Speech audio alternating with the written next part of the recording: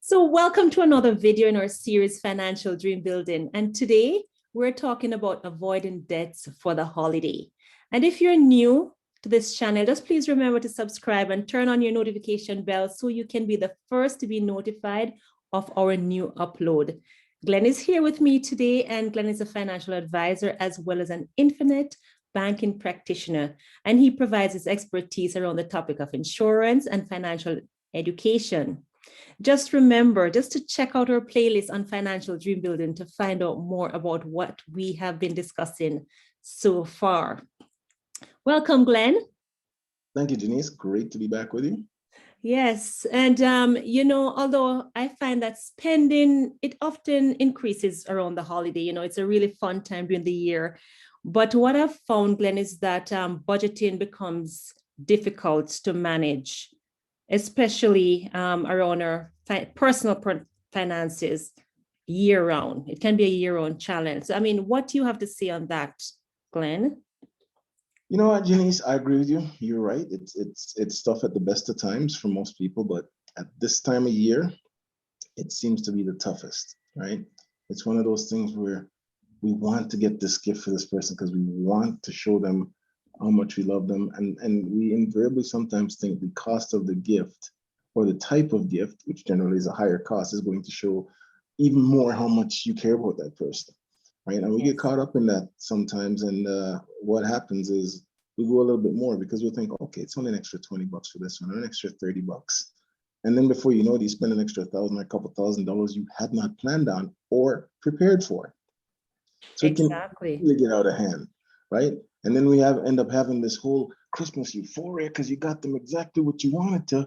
And then we have the January letdown that feels like a depression when the bills start coming in with the debt letdown, right? So trying to avoid that high followed by that immediate crash would be a great thing to do, right? Because at the end of the day, look, the people who you want to buy for and you care about, if they're going to be that much more happier because you spend that much more, then you might have to reassess those relationships, right? Exactly. At the end of the day, they should be happier for you to not get yourself further in debt than to get something a little bit more extravagant, right? So yeah, it's a difficult this time of year, but it can be done. And I know the worst part about is what we call the credit card debt pile up post holiday, right? And I am thinking that we need to know what we owe and just stop using the credit cards with outstanding balances, right? And just try to see if you can pay them off first, right? And just learn how to handle the credit card debt during the holiday shopping season. But what are some of the ways that you suggest that people can do that?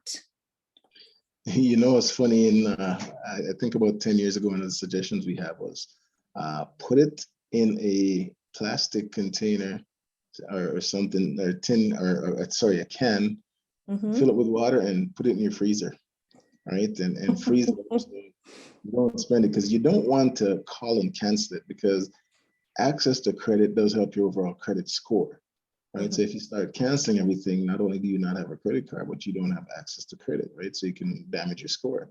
So this way it would limit your use. But we can take pictures now, store them on our phone, go online. We don't have to leave the house, and it's like click, click, click, click, instead of physically swipe in a lot of cases.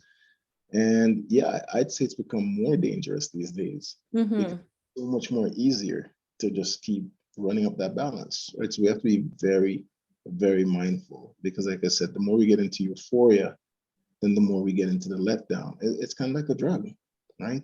You get the high now, and come January, ooh. Right. And I find that budgeting and keeping track of everything is not on top of all our lists, right? And so, if you can't do that, there has to be another way of really dealing with this thing right now, right? So, I'd like you to probably tell me, what have you noticed that a lot of people are doing now to keep out of debt? Writing things down really, really helps. It's generally a huge eye opener. People are like, I don't want anybody to see where I've been spending my money. But at the end of the day, it's a really big eye opener. It shows you what your patterns are. And some of them can be surprising. Some you pretty much have an idea, but for a few people, it can be a huge surprise just how much they spend. But at the end of the day, keeping an amount in mind to say, okay, this is what I can afford. Not this would be nice to spend. This is what I can afford. Let me see how I can make that stretch to take care of the things I want to for the people I want to. Right. And that is it's sometimes a difficult place for most people to stay in. But I find that those who can generally do well because they don't get too high in the gift as they do the feeling and that they have for these people, and they can express that. But advertising has done a fantastic job, right? It's all about the big long list and getting the biggest, brightest, newest things for everybody. And really, it's not in most of our best interest. And I'll tell you the funny thing with my kids, I mean, they appreciate what they get, but there's been times where the box that the thing was wrapped in was a more fascinating toy to play with than the thing itself. And you just look and go, what? Really? All right. So you don't know. And some things are played with, especially, and this is more for kids. Some things are played with for a day, a couple of days, and then it's nice to see, but it's not really used, right? One of the alternatives I'd suggest, I'm not saying don't get your kids gift, don't get me wrong. I'm not saying that, but thinking of a family activity, go volunteering, right? Right now, especially this year, with some of these government benefits being rolled back, there's a lot of people having a tough time.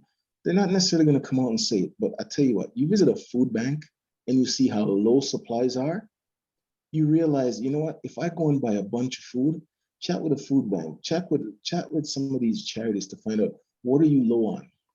What can I help or me and my family help to kind of gather together? And if you can make it a family or family and friends activities with a few families to say, hey, here's a few lists of things that people could use. Remember, you don't necessarily have to buy because sometimes we have stuff in our houses, in our pantries, and in our closets that can go help other people. And when you used it or you have an excess and you can go and give that to someone, that whole family gets a great feeling to know that they're helping other people instead of just having more stuff, right? So there's ways to minimize the spending, to bring more closeness together, and to help some other people while keeping yourself out of more debt. And just things like that can be done and should be done. As I said, as I mentioned, like the food banks, low, low items on the shelves, right? You know, Remembrance Day, one of the things I did with my kids was I hit the Veterans Food Bank, bought a bunch of stuff, me and them dropped it off. I didn't put anything, I mean, I took a photo with them for them to remember, but I didn't put anything on social media or anything. But stuff like that, right? Because that was a Remembrance Day thing for us that we did, right? And just stuff like that. Just remember, there's a ton of people, ton of organizations out there that could really, really use our help. Because as much as we get caught up in that feeling, and it's great, it's a great time of year for people to get together, to show each other how they love each other. There's some other people around you that could use some of that too, right? And that feeling will last a little bit longer, especially if it's things like clothing. Perhaps you have some clothes, some coats in the closet you haven't used in a few years. Somebody else could use it. That could take care of them for the whole winter. So things like that, I would encourage people to think of, plan family activities, even if it's just going through sorting and finding the charities to go drop them off to. That's a family activity that nobody's going to forget. And it won't cost you more than the gas in the vehicle. Right. What about cash though? I mean, we don't hear people talking about cash that much, but what about us just using cash instead of credit? You know, in this case, a lot of our parents had it right. It really comes down to you and how responsible you are. I've got clients and friends that use their credit cards for everything, but I tell you what, I have a few of them that never carry a balance. They either prepay what they know they're going to spend, or they spend and pay before the interest hits, because they get to gather the points. Right. They use it and make the system work for them. The vast majority of us, and this has been me over the years, this has happened to me as well, have the intention of doing that, but didn't quite catch up. And then you have that balance that starts to become a snowball running downhill, and it's really, really hard to catch up with, right? So if you can avoid doing that by using some cash, that would be preferable, especially for holiday spending, because when it's done, it's done. Nice. So that's a good idea, James.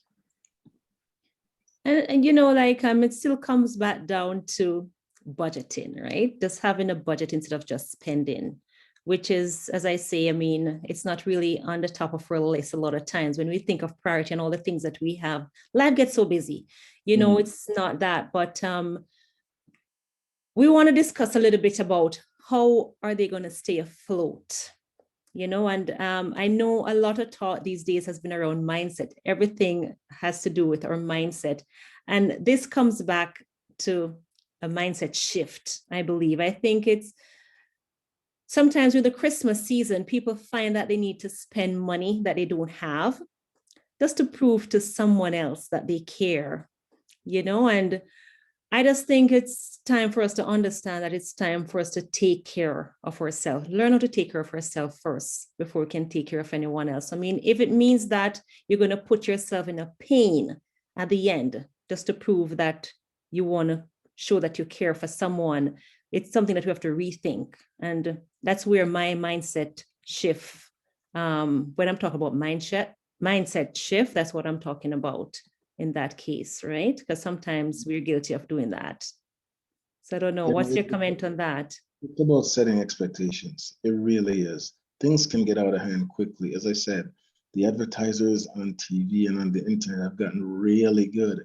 We talk about getting your list and you see this long list.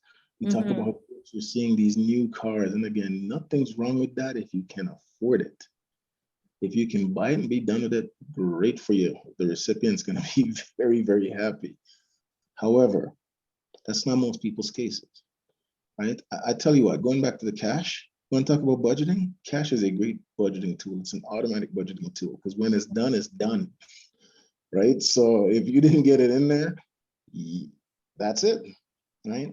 But that being said, as I said, setting expectations, I have an example of a gentleman I know that about 12 years ago, when things were going really well, he was still in oil and gas, when things are going well, he would take not just his immediate family, but the extended family to Hawaii for a couple of weeks. Right. And we started looking forward to that because that was his annual thing.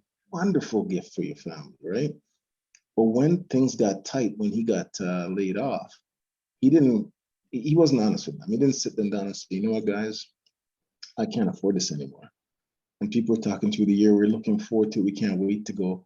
And he just swiped that sucker. And let me tell you, it was a bitter pill. He wasn't enjoying it as much as everybody else this time around. And a few of them noticed, but he wouldn't say why. He wasn't honest with them. And he came back and he's pretty bitter about the trip, right? And instead of saying, you know what, it's just not there this year, let's rein it back a little bit. And when things are better, we can do something different. Because we worry about the reaction of those around us, sometimes we'll go ahead and just load up. Right? And then nobody's happy come mid-January, end of January. Sure. Because you're in a bad mood, they're in a bad mood, they become in a bad, so that can be minimized for sure, if not completely avoided by let's just have honest conversations and set expectations. And then probably for him, I mean, it probably would not have to be that expensive. So instead of going out, it could be an in-home, because there are times when we can make our gifts less expensive, right? So we could have it like a family cooking time, meal time together, instead of going out and having a meal, right? You can go watch a movie together or something like that, right? I agree with that, but it's not quite the same as going to Hawaii. But at the end of the day, if you're, again, it comes back to setting expectations. If you're like, you know what, that's not going to happen this year, it's just not in the budget. And given how the last 2 years have been, I think this is probably the most understanding people could and should be. But we got to have those conversations, set the expectations, right? And again, like I said, try to encourage more instead of things time together. Could we all go out and do, I'm not a skater, but a skating party? Quite a few of my friends will do that. Get as many friends together, go out in a pond or a lake or something and they go skate. For those of us like myself who don't skate, you'll run around in your boots and just enjoy. The kids don't care. They're gonna have a blast, right? Again, the volunteering, the donating, existing stuff you have that you may not be using anymore. All of that can make great, great memories at very minimal cost to you, right? So have some conversations to try and avoid, again, that big January letdown. And I think another good way too is for people to probably even start a separate saving account for the holidays and other special events, right? And so if you can deposit anywhere from like $30 or $50, or if it's a coffee money, you could probably put the coffee money in it for the holidays. So, if you're used to buying 5 coffees a month, you could probably take out 2 coffee a month money and just put that away from each paycheck. I think that would be a good thing to do. Whatever is affordable, at least you'd have some money put down somewhere for the holidays instead of having zero and using your credit cards only. So I think that would be something for people to consider as they try to stay afloat for the You're right. holidays. You're right. And it may be a little late for that for this year, but going forward, that's a great idea. I have a colleague, Jessie, and she says she names the accounts, specific things. So then it's not just a savings account. It's got a feeling attached to it from day one. And Right. psychologically, that keeps you engaged and you're less likely to use that money for something else, right? Great idea, Jessie. Quick to shout out to you there. But yeah, she does that with clients, helps them do that, and they know exactly why the money's going there and they stick with it. All right, another possibility, and I'm going to come back to, I was trying to keep it more just on debt, but you know what? I can't help it. One of the things is having the type of policy that you can use for infinite banking means you can also build up cash, different stage, build up cash, access that to use for your gifts, and just keep on building again going forward. But that's a separate conversation. Right. But again, just things to minimize the debt, the budgeting, the saving account differently, right? The doing more family activities as opposed to just gifts. Any number of those things and combinations of those will definitely help. Because listen, what we're really trying to do is we're trying to just take care of people, period. Right? It's not just getting the gifts right now. It's what happens next month and the subsequent months if those Christmas bills aren't paid off. And a lot of times, even in the summer, they're still hanging around. So let's kind of break that cycle if that's been your history and try to minimize that going forward till we get to the point of eliminating it, right? Just take steps to go in the right direction. And, at the end of the year, a lot of people like to make New Year's resolution. And what I'd like to challenge people to do this year, as they're thinking about the end of the year, making New Year's resolution, is set up an appointment with their financial advisor and do a financial analysis. Plan for that to see, okay, they can go through all their expenses, look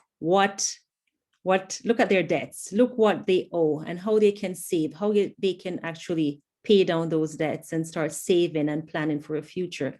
So I'd like to put the challenge out there. And as I'm putting this challenge out there, I'd like to hear in the comments below, just put in your comments below if you have already met with your financial advisor, if you have done a financial analysis. If you don't know what a financial analysis is, would you go out of your way to see if you can find out more about a financial analysis? So I'm going to challenge everyone now to put in the comments below if you are planning to set up an appointment with your financial advisor this year before the year ends. All right, so that's my challenge on this topic. Well, great challenge. And let's face it, anytime in almost anything, when we're proactive as opposed to reactive, we generally have better results. Of course. Yes. And I think that's all we have for now, Glenn, unless you have some final comments, just you can let me know. No, just be mindful and be mindful. Again, it helps have a budget. Use cash. If you're not in the position where you've got all the cash and you're going to dump it on your credit cards to get the miles or the points, use cash as much as possible. Because the beauty of it is when it's done, it's done. When you're going shopping, if you bring cash, if you leave your cards at home, you might have some knuckle biting moments, but you probably won't get yourself in as much trouble. All right. So Here's another thought. If you have cash, leave anything that you can be used to do a swipe at home, if possible. Right. So just try to, like I said, try to enjoy the season for what it's meant to be. Spending time with those you love. Yes, gifts have become a part of that. But again, do it within reason. Have conversations. Let's be honest with people. you know what, I'd love to do more, but this year I just want to let you know that yes, this, you know, it won't be what it's been in the past. Exactly. But Yeah. that doesn't minimize the feeling that I have for you, right? So have those conversations, be mindful, and let's not have the hair pulling Januaries that some of us have had and subsequent months. Well, I got that, so you can tell. That's kind of what I have to chime in today. Perfect. Well, I just want to thank you all for joining us, and we're glad you could join us with this topic. Again, if you have no financial advisor as yet and you want to have that talk, the information for Glen is in the description below. So feel free to reach out, and he'll be glad to have that talk with you. So bye for now. Take care, guys. Yeah.